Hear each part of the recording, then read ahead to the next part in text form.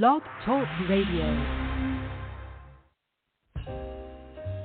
Live from Washington, D.C., it's Quintessential Listening, Poetry Online Radio.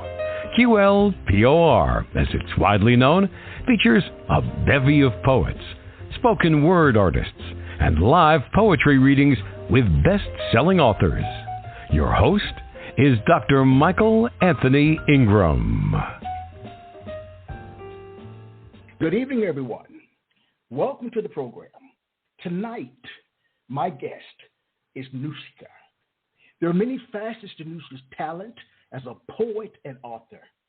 Refined, Passionate Fire is the title of her book, available at www.noushkapresents.com.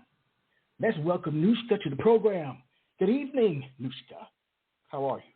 Good evening, Dr. Ingram. I'm doing amazing. How are you? Fantastic. I'm great, too.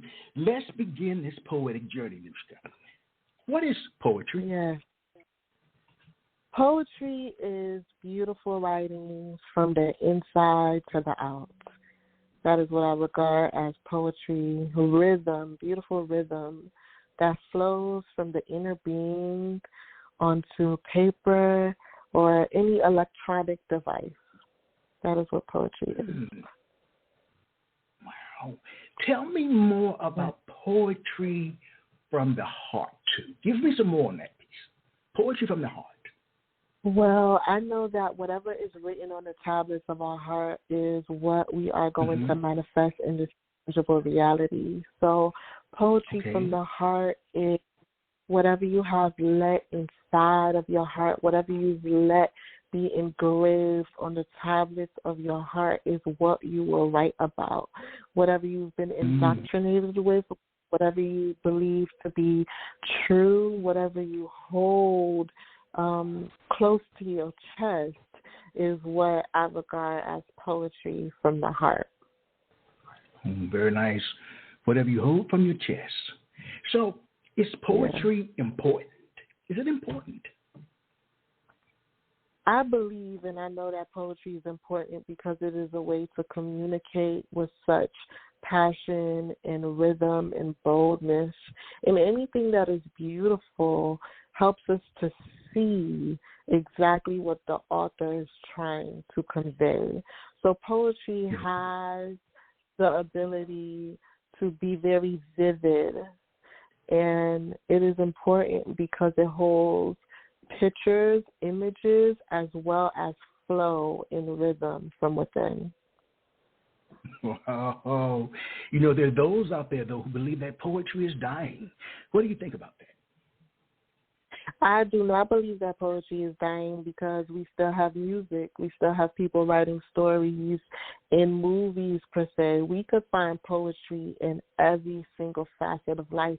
We just have to pay attention. And if we want to bring it to life, we can make that decision by writing our own poetry because everybody can write beautiful words from the inside to the out. You know, it's funny. Your voice took on a different resonance when you spoke about poetry not dying. It was stronger. So you really believe what you're saying, that it's not going anywhere. Am I correct?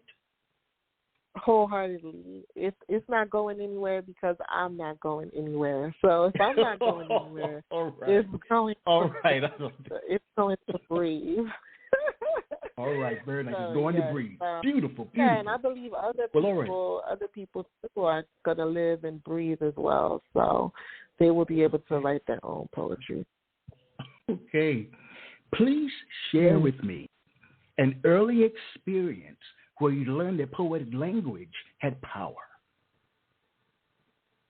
An early experience where I learned that poetic language had power was when I first decided to write my very first piece that I considered poetry, and looking at the expression of other people's faces after I told the story in a poetic way, and through the piece, they were very taken in by the imagery and the rhythm within the particular piece.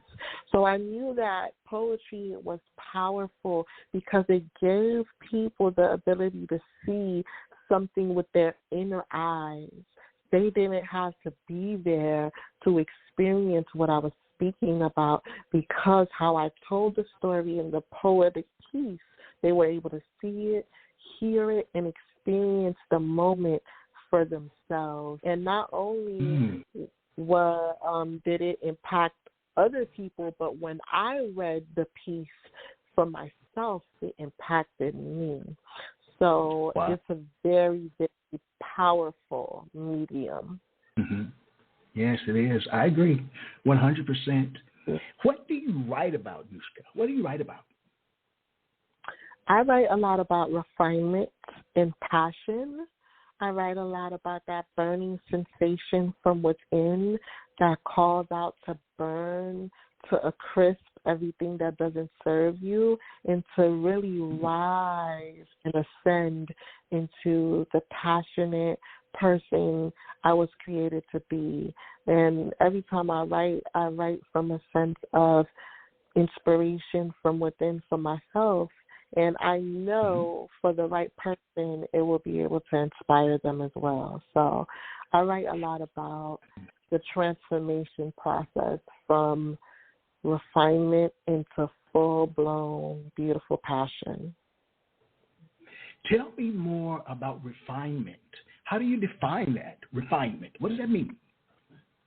Refinement has a lot to do with combing over everything with a fine-tooth comb, dotting every I and crossing T, and basically fire and coming out unscathed, because everything that needed to be burned away was burned away. But the inner being, the higher self, remained completely intact. So refinement is the purification process and what we all need. So removing impurities or unwanted elements from our inward beings onto the out. So that is what refinement has a lot to do with. So in a person's life, how long would the refinement period last? It depends on the person. Okay. So it depends on who the person is, and it's going to take however long you want it to take. It's like, it reminds me of, they could give you a syllabus and give you an outline of how long the degree is going to take, but it's up to you how long you want it to take. It could take 4 years. Yeah, that's true.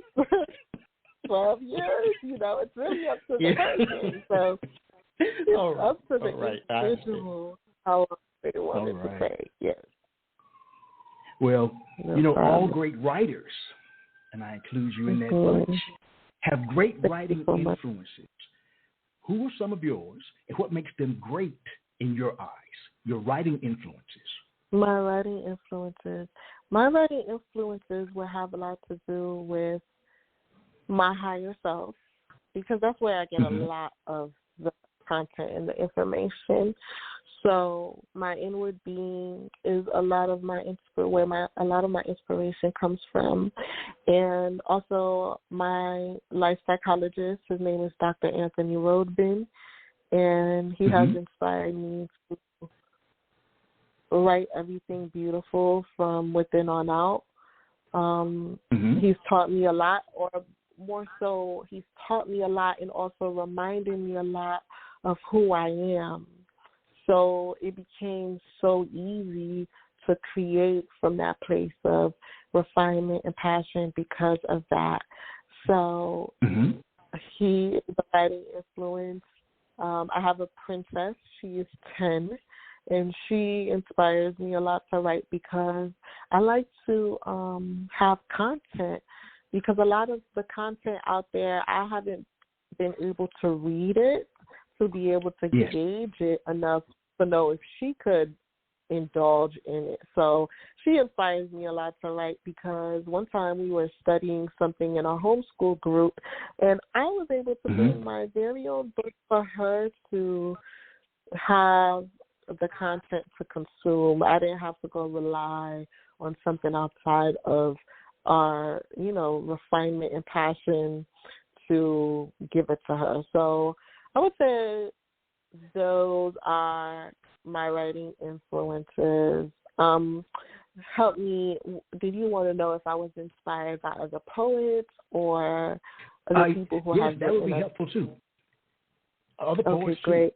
Too. Everybody. Other poets. That's interesting, because the medium of poetry, I never really got to experience a lot of it growing up. Like, I wasn't really an avid book reader. I was more of the writer. So I did read, like, some stuff in the past, but, I honor and respect every person's, like, story and upcoming when it comes to poetry. Somebody like Maya Angelou, God bless her, very influential in what she was able to do in the space and how much grace she brought to the space. So if anything, I would just say, just like hearing her voice and the cadence that she spoke in was very inspiring. Like, she really believed every word that she spoke. So she is, a force in the space, and somebody, I honor her process and what she was able to do in the space. All right. Noushka, please share a poem. I would love to. Thank you so much. I'm going to open up with a piece from my very first poetry collection, Refined, Passionate Fire, and this particular piece comes from the Refined section. And it is about somebody who always called other people beautiful, but never really picked up the phone to hear that for herself. And at the end, we'll see what happens. This piece goes by, Hello, Beautiful. Ring, ring. When the phone rings, answer. It's me calling to tell myself I'm beautiful. No response. Return dial tone. Ring, ring. Hello, it's me. I've called to tell myself I'm beautiful. No response. Return dial tone. Planted seeds that my fire shone down to help me grow. Officially, I've forgotten the days I didn't answer the call. Now, fiery seeds of triumph grew a bloom to shower me with petals of success. Returns received from the flamed honeysuckles perched roundly on my clear, pristine skin. Ring, ring, I answered. Hello, it's me. I'm beautiful. Thank you. Wow. Thank you so much. Wow. Thank you. I need a second to process. Noushka, thank you so much. How does a poem begin for you? With an idea, a form, or an image? Ooh, it starts with an idea. So I love stories, and they're so special. So this particular poem that I just read, for instance, it came from when I was a child.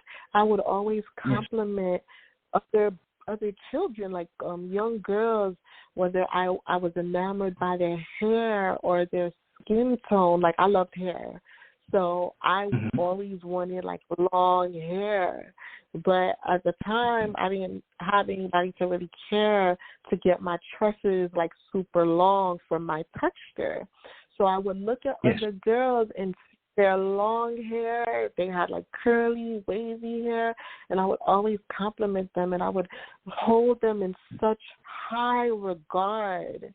And when I wrote this piece, I wrote it because it reminded me that everything that I sold into those girls that I used to love their hair or think they were so beautiful, I was able to finally receive from myself. So it started with that juxtaposition, that story, and because now a lot of people see me as beautiful. They say I'm beautiful. They say those things, and I know maybe it has a lot to do with word qualities.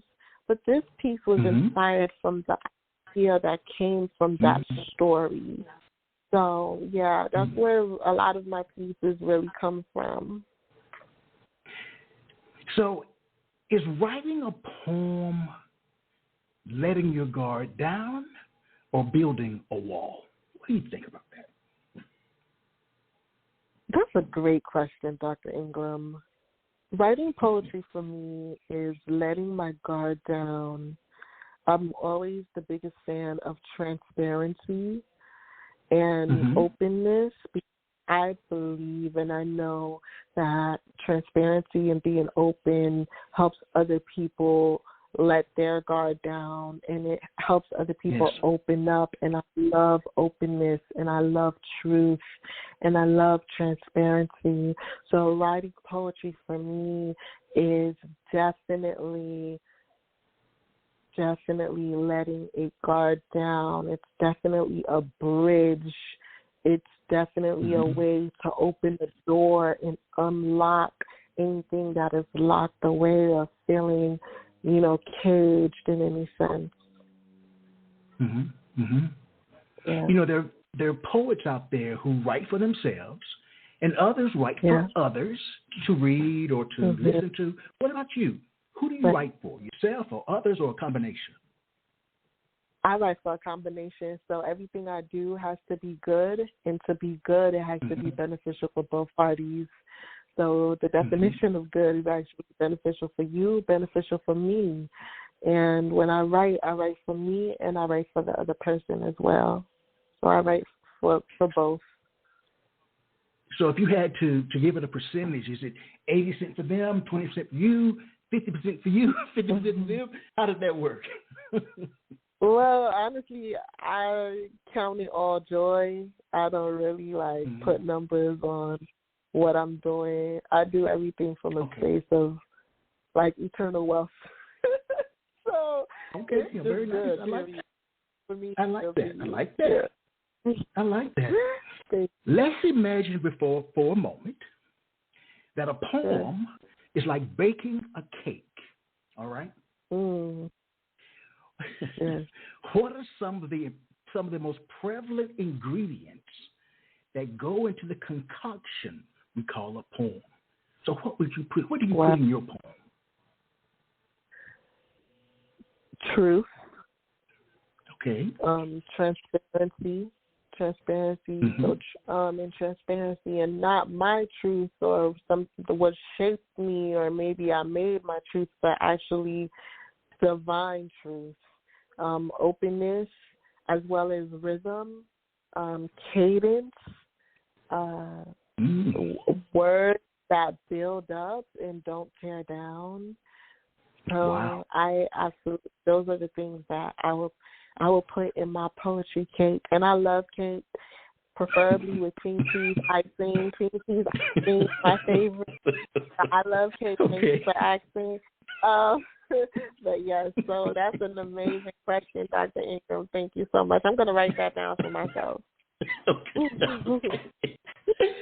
So tell me about divine truth. What does that mean? Who's divine truth?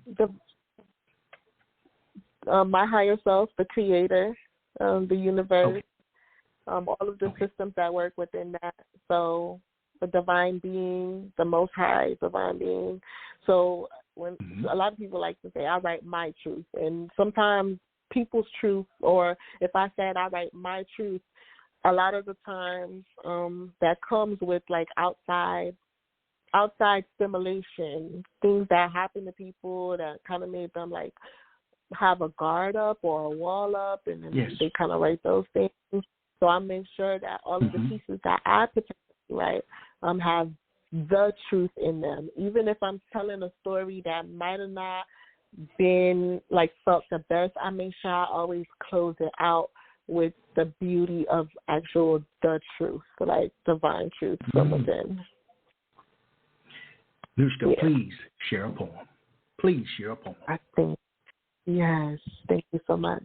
This piece is called Foundation Renewed, and it is about writing in a diary.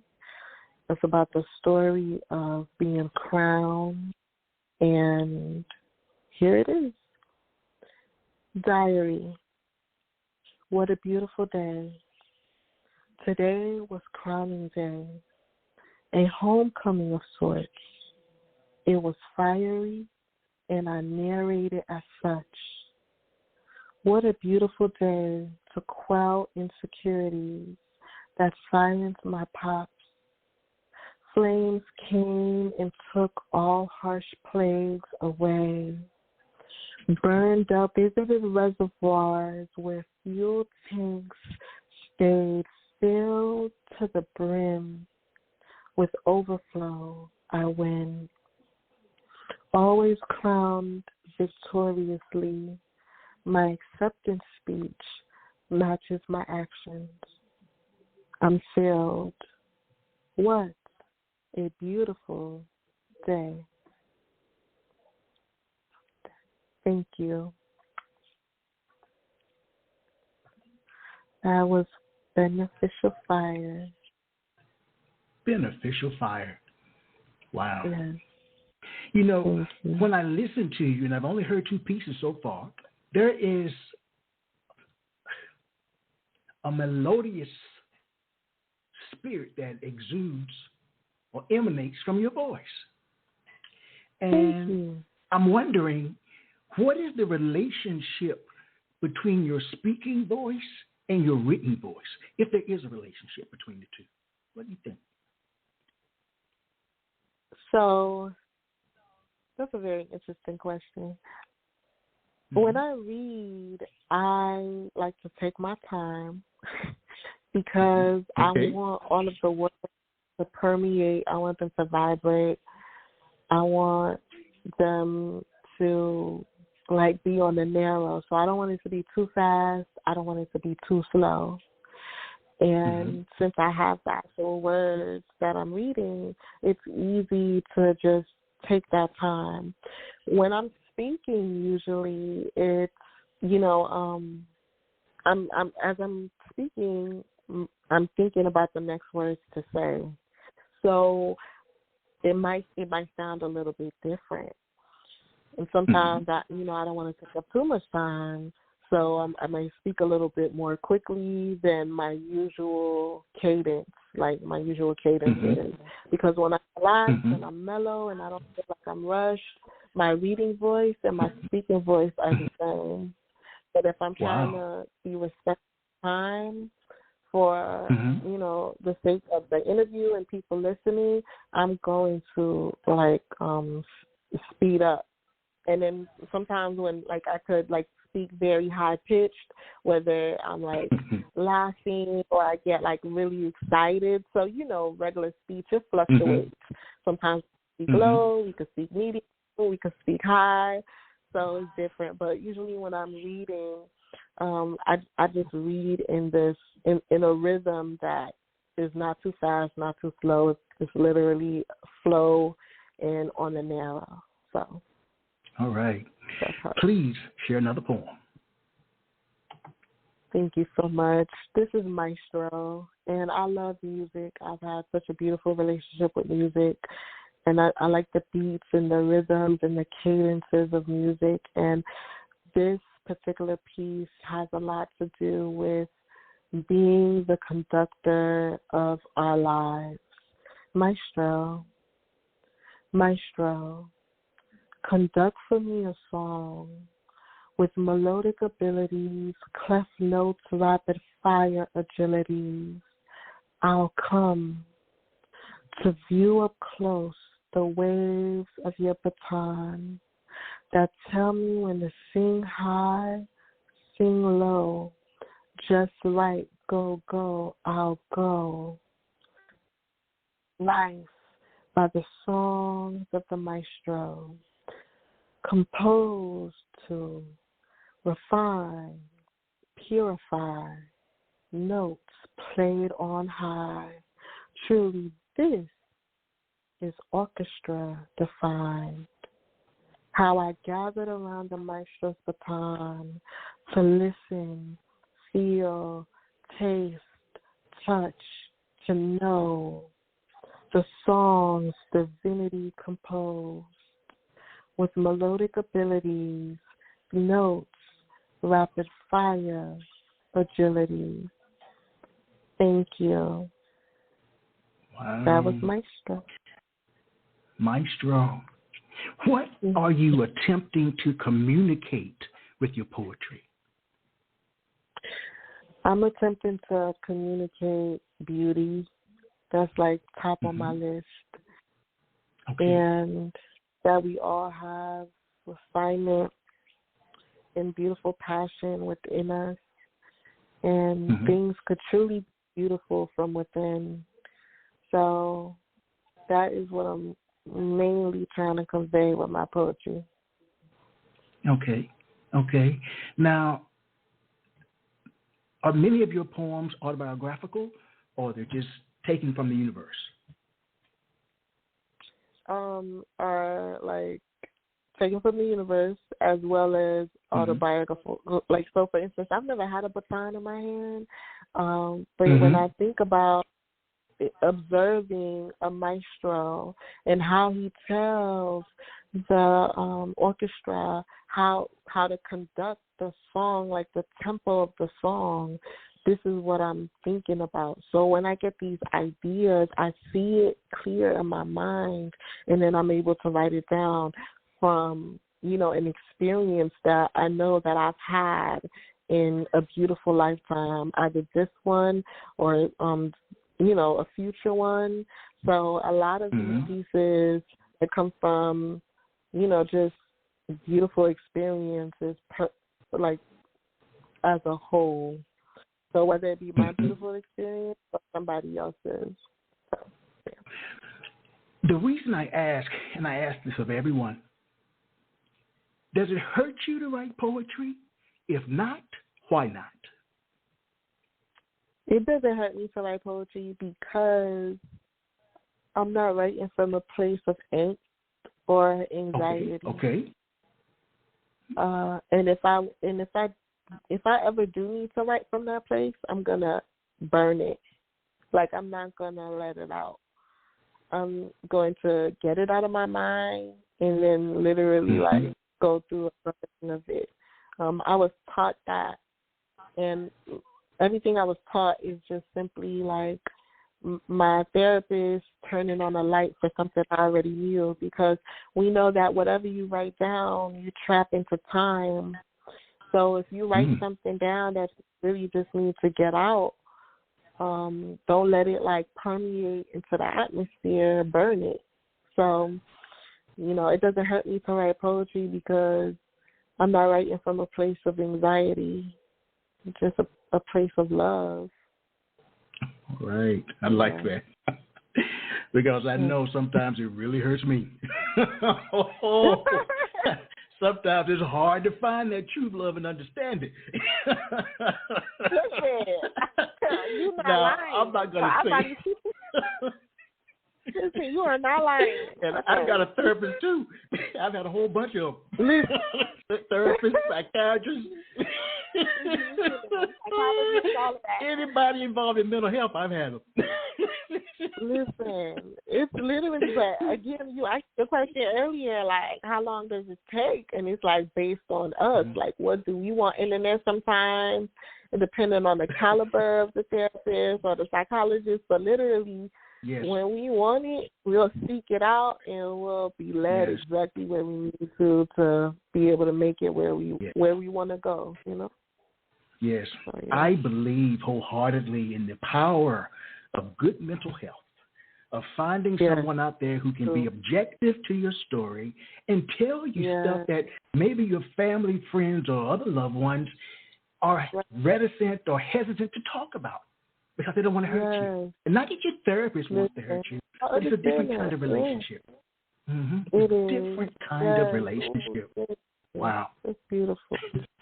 Ooh, this is a great, I'm having a great time. Thank you. We are. I told you. Please, share a poem. Yes. This piece is called Fortified.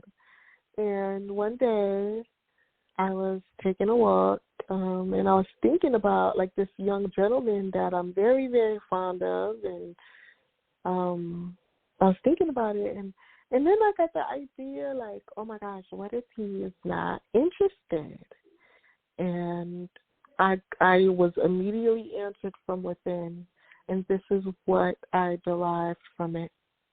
This is Fortified. How can someone break my heart if I'm unbreakable? How can something destroy me if fuel abounds internally? How can anything outside of me stop my fire? If fire rains down from inward skies on high, can. Thank you. That is Fortified. Thank you. Very nice and short. Say what I have to say. Focus. That's right. You don't play around. Say what you got to say and keep on moving. Well, speaking of that, because that was a shorter piece and was straight to the point, sometimes people focus on accessibility. And they ask the question, how hard should you work, in quotes, to solve a poem? How hard should you think about a poem, or should you just be able to feel it? What are your thoughts on that? I feel it because when I first started writing this piece, I was adding. I didn't want to cut corners, and I wanted to give people a whole bunch of content in each poem. And then that whole idea of don't count lines, count it all on joy. I'm not counting words, counting pages, counting lines. Yes, I had a goal. I wanted to have 130 poems in the collection for a particular reason. And I got my 130, yet if I had to cut a few, I would, because it didn't become about that. It became solely about feel it. Don't just put stuff in there to make it all fluff. If it needs to end it and move forward, and say what you want to say and get in and get out. And what's understood doesn't need to be explained, number one. And people will come to their own realization. And I believe a lot of times, where words are many, there could be a lot of, uncertainty. So yes, I just feel it. I need to feel it, and then when it's time for it to end, to go ahead and end it. So that's what I would say. Well, and again, there are different schools of thought. Some people believe that a poem should be just written on the page, not shared out loud, where there are others who believe that it should be shared. How did you go from writing on the page to sharing your work? What kind of transition was that? So I have always believed in so I love media. Media is something that I really am interested in as a whole. And I knew that in order, I'm really big on tying the poems with, visual representations. And I also, love entertainment as a whole and having visuals, beautiful visuals to look at. So I believe that for me, it was a no-brainer to share something that I believe is so beautiful, and I know is beautiful in a medium that a lot of people could consume it in.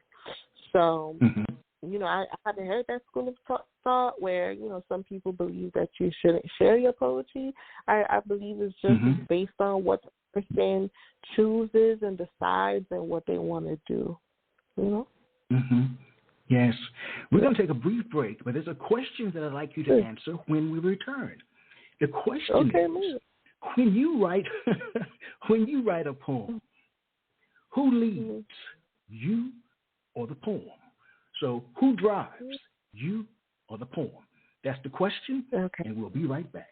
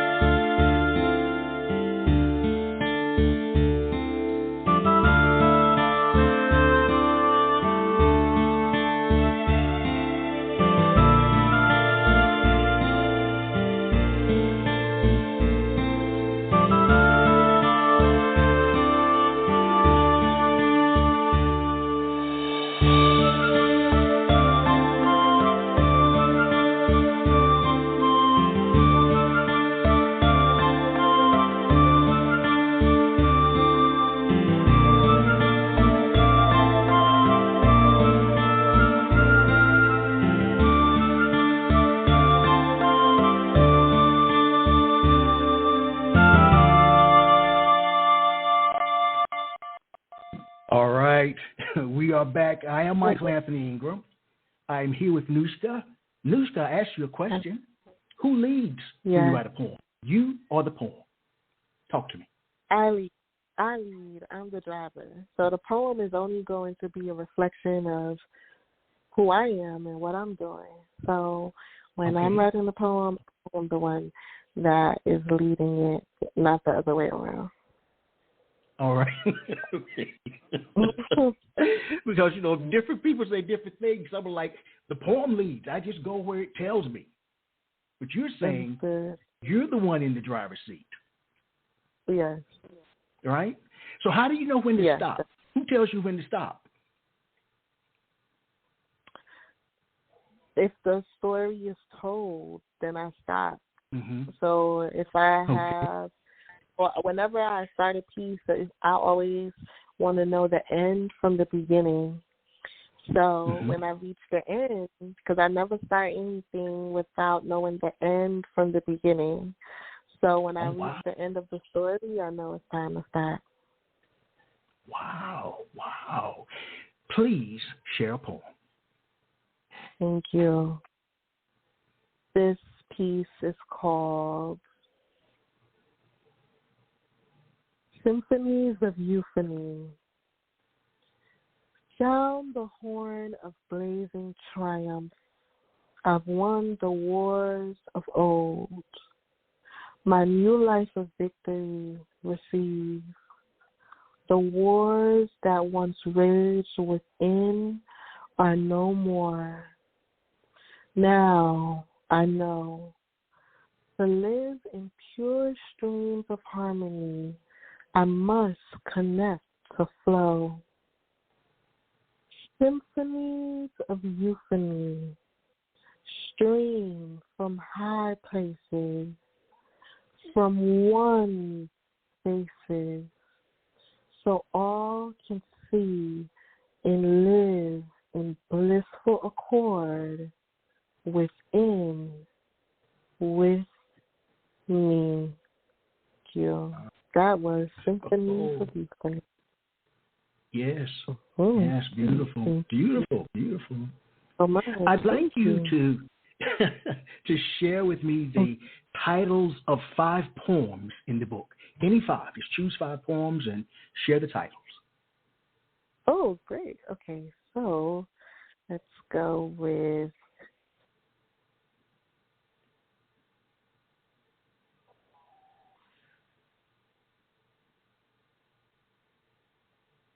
Sincerely. Okay. Stand still. A little bit louder. I can't hear you. Just a little bit louder.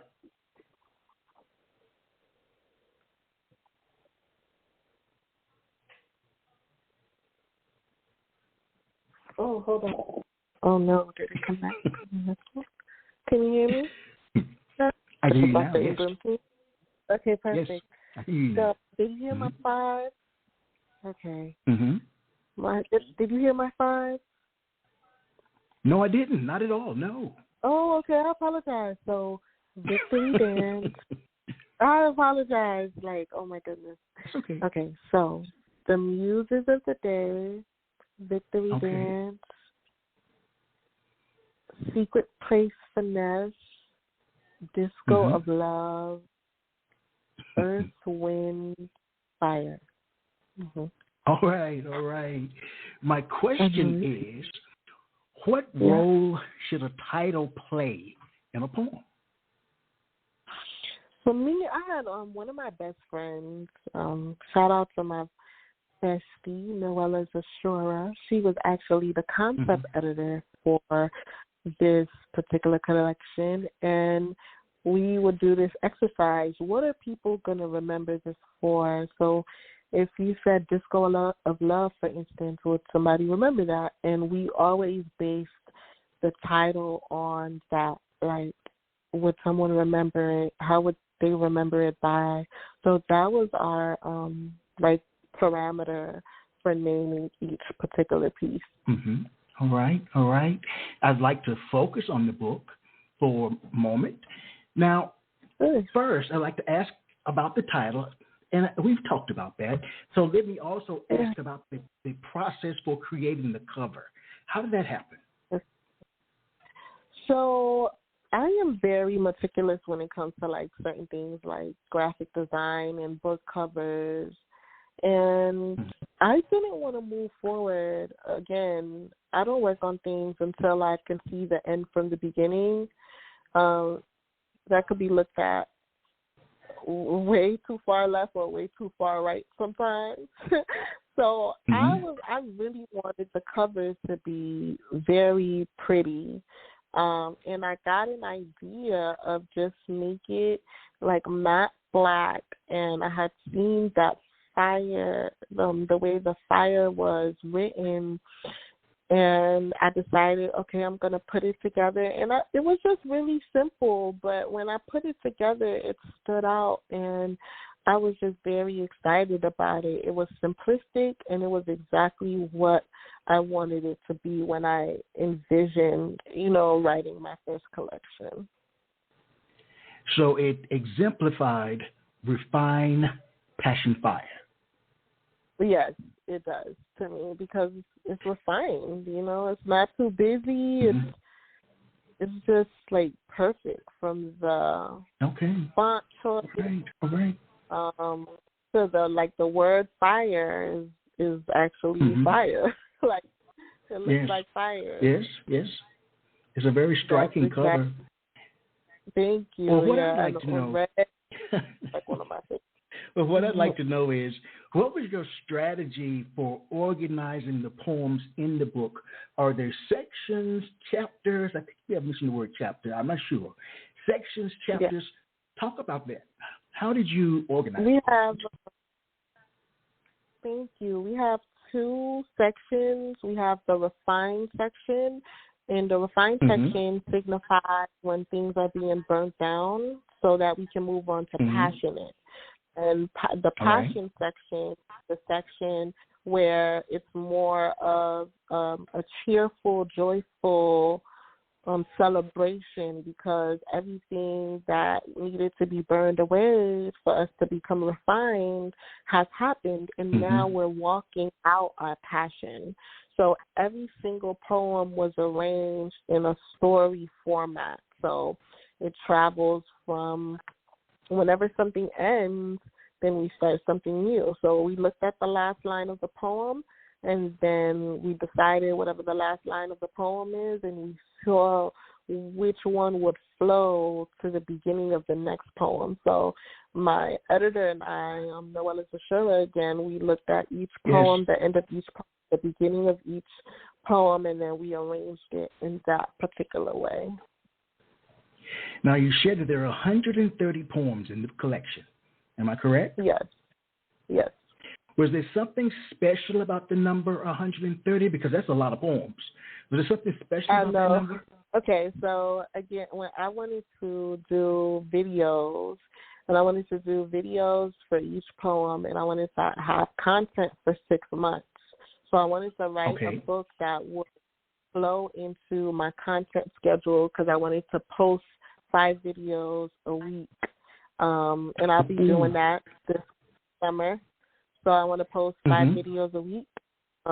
For each piece is going to have their own particular poem video. And that was the idea. So I wanted to just have content for 6 months, considering 5 days a week. And that takes you to about 130 because there are 130 weekdays per se in 6 months. So that was the reason, basically. Oh, wow. So so did you write just 130 poems, or you wrote 200 and had to decide from those poems which ones to choose? I wrote a little bit over 130. Some of them we cut. Some of them are just combined. Like if it was like really short or really wasn't flowing, I would take it and combine it with another particular piece. So the idea was just to have the 130, but I think I wrote like 15 or like 147 for this particular project. But I already have like another book already. It's just written on like physical paper because I write so much. So that's what happened. Wow. I have the hardest time. I'm supposedly a poet, and I've been working on my second book for the last 15 years, but I have the hardest time writing poems. Any recommendations for me? Any tips I would say on how to complete poems? I would say before you complete anything, have the end in mind first, and then the beginning is easy. So what story are you trying to tell? And then just write, but I would say, fill yourself up so that you could be inspired in order to just, when you put your tool to paper or your fingers to the keyboard, it's just going to flow out. Whatever is within, it will flow out. And it really comes from that belief that, I am going to write this second book and it's going to be done. And you have to see it with your inner eyes, hear it with your inner ears, feel all parts of it with your inner being. And then when you can do that from within, then it's easy to manifest it in the tangible. It's a little deeper than that, but that would be the gist of what I would say. But what do you do if your tank feels empty? That you just don't have anything in you to write? That there's nothing there? That it's empty? Yeah. If it feels empty, I would say the first thing to do would be to dream again. So what's the dream? So dream. Some of us, we cut our dreams short, or we don't. We just stop dreaming completely, or we're having so much stuff going on that we feel like we're living in a nightmare. So I would say, start with dreaming. And then, my Dr. Anthony Roman, my life psychologist, he would always say, self first, not selfish. So always make sure that you are giving yourself something first before we start trying to pour out in all types of different directions. I was reminded and taught and revealed to me that it is self first, and we could never give. We are always to give from overflow. So there are processes and there are things in order that will help us manifest that cup and that overflowing cup. But it's literally enjoying the journey, enjoying the process, and knowing that you can get to that place of overflow if you want to. But when I dream, all I see is the good, the bad, the ugly, as well as the indifferent. So what I'd like to know from you, Noushka, what do you view as being the role of a poet in modern day society? In modern day society, I would say that we don't have to fit into the status quo of being another news outlet. So for me, and I'm just speaking for me, I have been in a place where news was just all around me, and not the good news either. So I would say today in the world, as poets, to bring good news, because we have a lot of stuff already going on. And I know people, poetry, out of the sense of I want to bring awareness, but we have been aware of deformities for a long time. We don't need any more of that. I believe what we need is to hear the good news, the narrow news, the good, perfect, and the pleasing, and the acceptable, and say good riddance to news that is contrary to that. Now, again, there are different schools of thought, and I've heard them all on this program. Some people believe that you should write about the news. And then there are others who feel like, well, no, I don't want to write about that. I live it on a daily basis. Why should I write about it too? There's got to be something else out there that I can tackle. Right. Exactly. Very powerful. Very powerful. And it's so good. Thank you for being a beacon of light in this space and giving people the opportunity to speak about poetry in such a beautiful way. Yes, yes. Yes, it is. Yes, it is. Please share a poem. I would love to. This one is Brush Immaculate, because we could paint our lives to be beautiful from the inside out.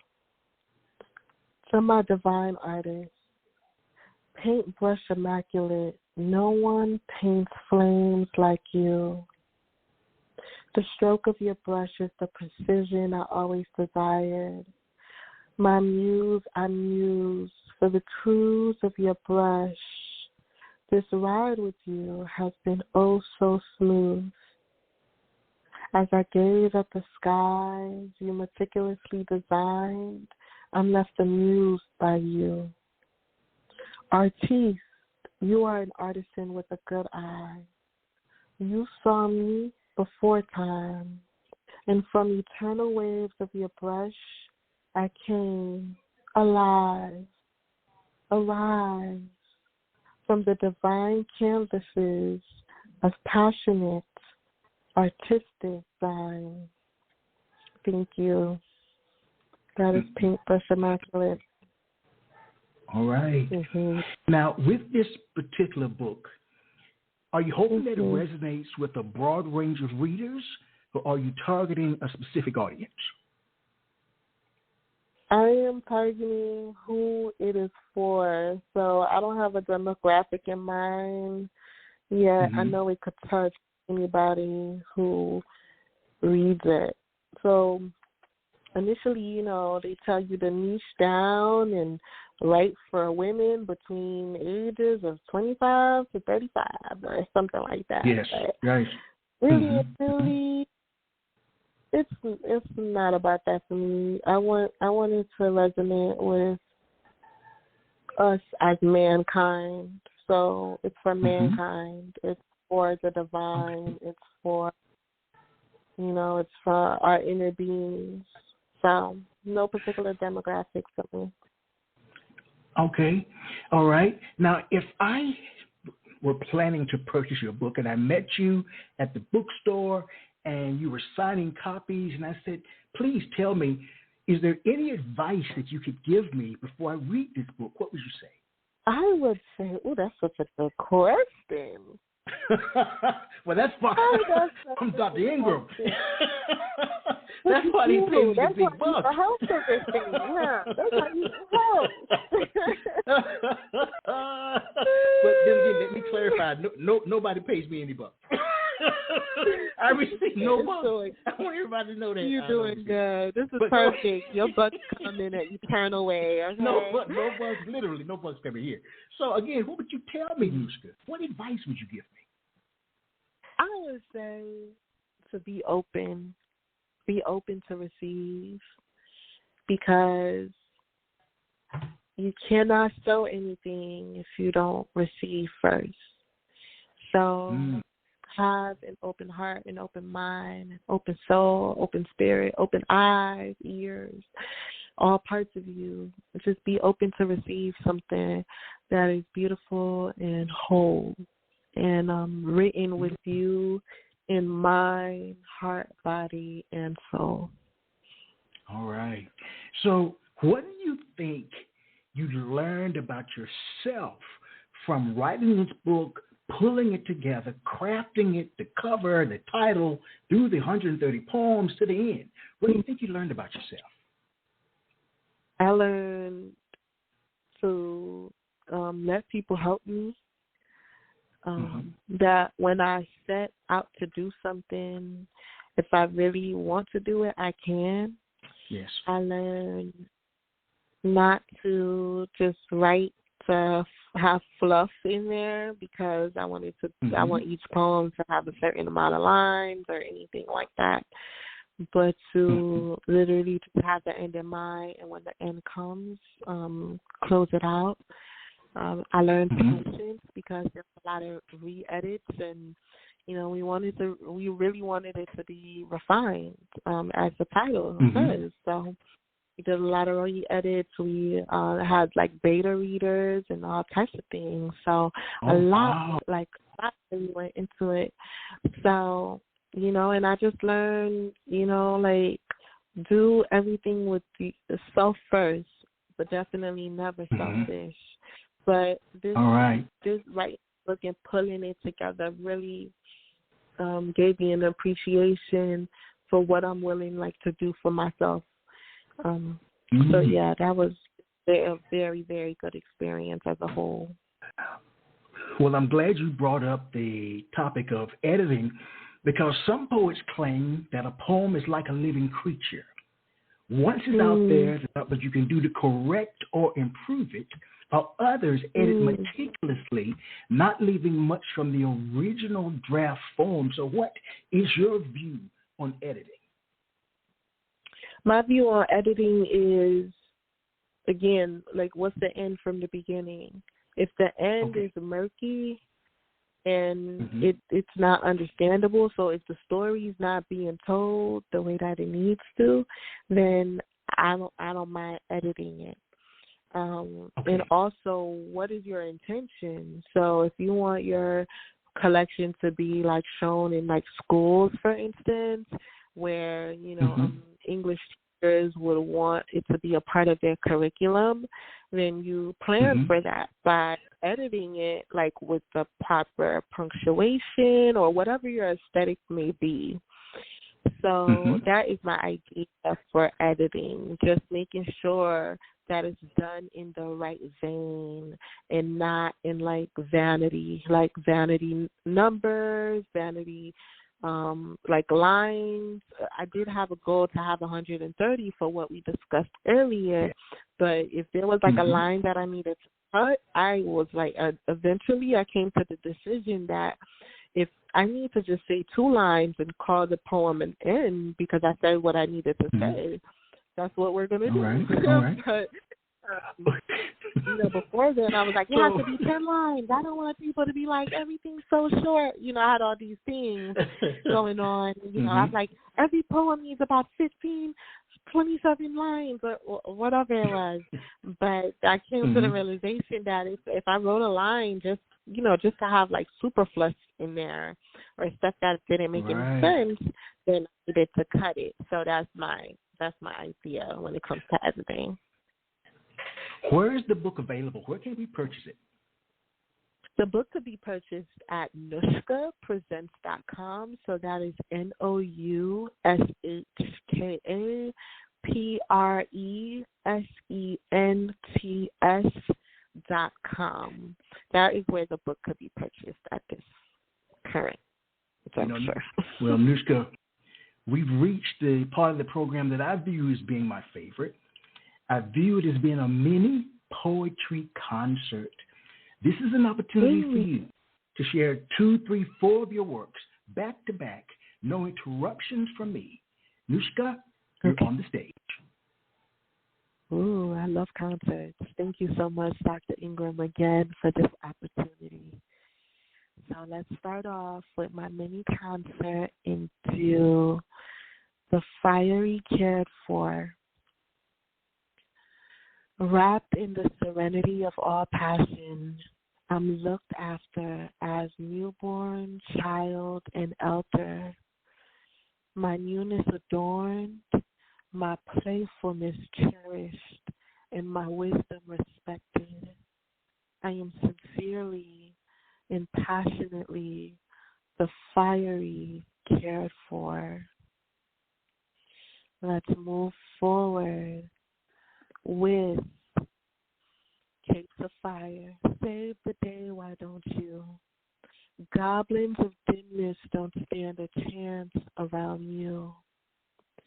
Supernatural in every way, adorned with capes of fire. The heroic acts of your blaze are a sight for all to see. Your arsenal equipped with the fuel of love to light the way. Fear cowers at the mere flicker of your power. Miraculous. Light the night, why don't you? Go ahead and light the day. Attended to is our next piece. Love on Pump 1, please. Gorgeous sights to see and fueling stations for all for me. I sit within, they fuel throughout. Eternal love received, attended to as I cleave. I knew my blaze could not go without the propellant force of oneness that eternally flows throughout. Friends of the flame, comrades of the blaze, I hang with what burns. Outsiders thought I'd gone astray, led by the wrong crowd, false. I commune with what crackles. There's no shame in my game. My flames are good. They see them, they see me, just the way I want it. Dance high for me, tear down for me. Flames are good company, best friends for life. Let's see. All and this right. is going to be amazing. Thank you so much. Mm-hmm. Yes. You've got one more, right? Yes, I have you have one more? And we're going to close it out. Yeah, we're going to close it out. Okay, with, yes, hold it. Because you've got a caller. Crazy. I'd like to bring this Hello. person on before you close it out. All right, hold on. Area code 562-879. You're on the air with Noushka. Good evening. Hello. Good evening. This is Complicated Passions, sometimes Dark Man Blues, Samuel Rain, if you're really looking for me. I'm enjoying it. Hello. Hello. All right, yeah, I'm enjoying it. The poetry is beautiful. I've already been searching for it on Amazon, and I clicked on the website link. I put my name in there, and so I'm going to find it, and then I'm going to get me a copy of this book here. Okay. Thank you. Read it. Oh, thank you for sharing the beautiful poetry. And I love the fact that a lot of the poems are short because that's my style. But I'm definitely enjoying you. And if you're on social media like IG, or are you on Instagram? Yes, actually, I'm going to start posting some what is it called, like mental rebirth, like spoken poetically journals every single day on these platforms, and you can find it at Noushka Presents. And if you go on the website, you there's a little book where it says collections and inquiries, and there's a little book you could click on it, and it's right there. You'll be able to find the piece there. So okay. So that's where it is on the website. It's not on Amazon. Okay, yeah, no, I checked. so I'm definitely. I just started following you on Instagram, and I am Complicated Passionate on Instagram. So if you see that, Complicated that will Passionate. Be yes. Yes. Okay, perfect. Well, thank you so much. Well, thank you. Thank you, Complicated Passions. Thank you.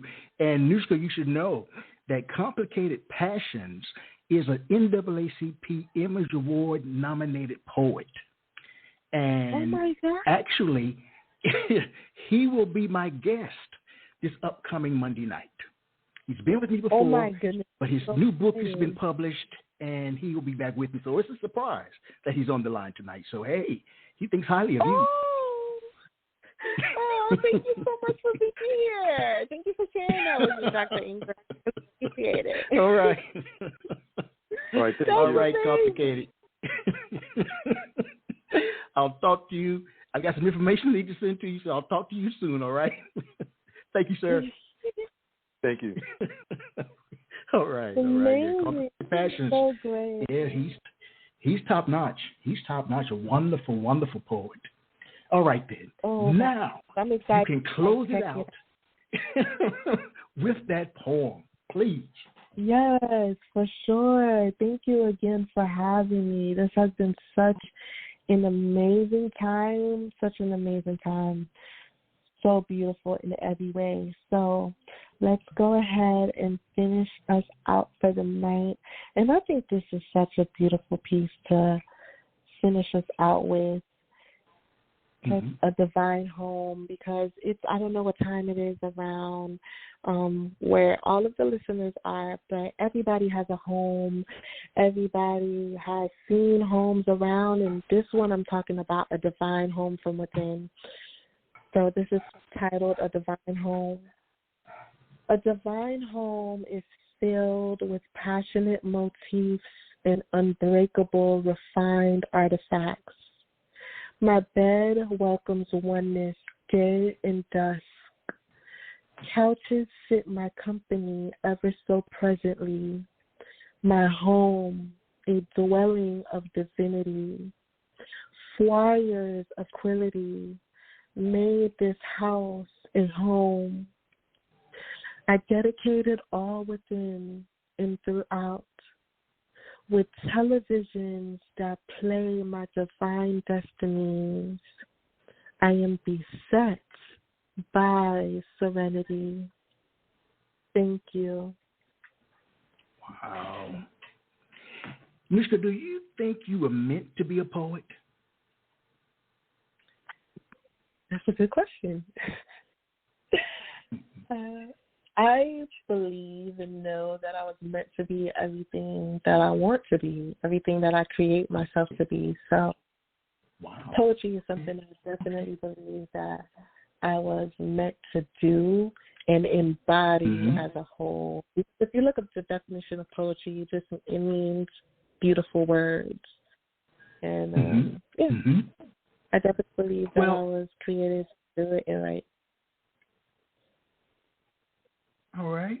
Well, what surprises you most about being a poet? What surprises me the most about being a poet would be everybody has, it seems like everybody has different definitions of what poetry is. Yes. So it surprises me. Well, I'm not really surprised, because to be surprised, it would be like you're caught off guard. So, you know, I have a guard per se. Yet, really, what made me, when I first started like going full on with it, what made me feel just excited was that I was able to bring from within everything that I knew would stir me. So even though it was different, like it seemed different, like I would go to a lot of like open mics and stuff, and people would recite poetry, and the poetry would be laced in, their own personal reality. So I used to be just a little intimidated at first, but then, confidence grew from within, and I just knew this is for me. This is for me, and I'm excited to like keep on going in the space. Oh. Well, we've reached the end of the poetic journey. But what I would like to know before we close out is, what's next for you? Where do you go from here creatively? Creatively, where I go from here is I will be posting a lot of journals via the interwebs, so social media, and whether it be Facebook, Instagram, YouTube, TikTok. So I'm going to be posting a lot of content that flows in the realm of poetry, just telling stories about my day in a very transparent way, and also using poetry as a way to bring rhythm and flow and cadence and beat to it. So that's what I'll be focusing for the next 3-month season. For the next 3 months, I'll be focusing on that. And then next year, I will be doing, so each poem is going to have a mini movie for itself. So it'll be like music videos, but for poetry. Yes. So every single poem is going to have a mini movie dedicated to it, and I'm very excited about it. I've been working on it for a very long time. Well, not a very long time, but I put my mind to it, and this is exactly what I wanted to do. But I'll be doing it starting in the springtime to summertime of next year. For now, I'll just be doing the poetic mental rebirth journals, which I'm very excited about. Starting next week, over the weekend for next week. That's now, did you say mental? Did you say mental rebirth? Yes, mental rebirth. Is that? So Wow. Yeah, mental rebirth. It's something that, like my therapist has like a program like perfect for what I needed, because there were some things mountains I'm trying to climb.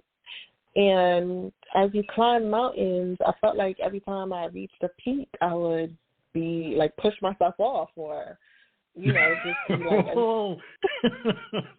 We are probably holding hands coming down off those mountains, so I know what that's like. Okay. I push you, you push me. Somehow we were both tumbling down the side of a mountain. I was tired. I can't do it. So, I just needed to, be in the community, like the mental rebirth community, the mental, just so that I don't have to keep on going up and down the mountain, but I could just move from mountain peak to mountain peak. So, I'm doing that. I'm in the system. He has like a system that he has, and I'm in the system, and I'm also like documenting my day, again, like what we spoke about earlier, very transparently, very poetically, and just very excitingly. So that's what I'm focused on now for the next few months.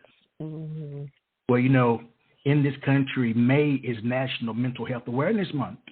And over the course of the last 6 years or 5 years, I've offered programs on this podcast where we talked about the relationship between poetry and mental health.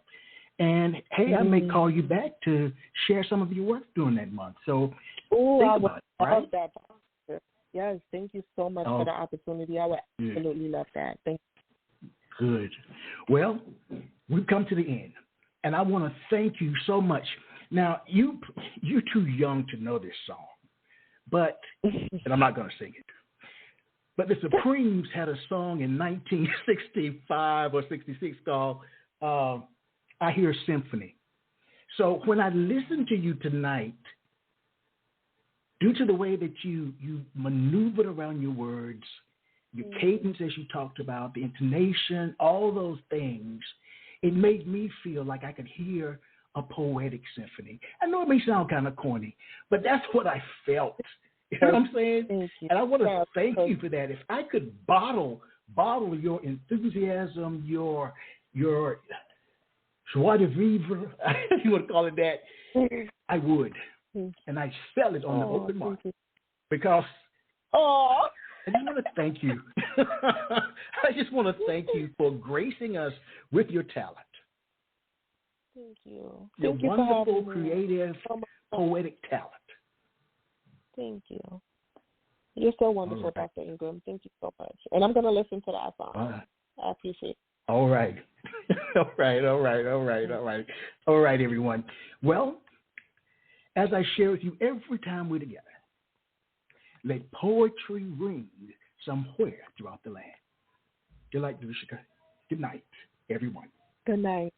Good night. Quintessential Listening, Poetry Online Radio, is available on iTunes, Spotify, SoundCloud, and Stitcher. You can also check out the website at qlpor.com.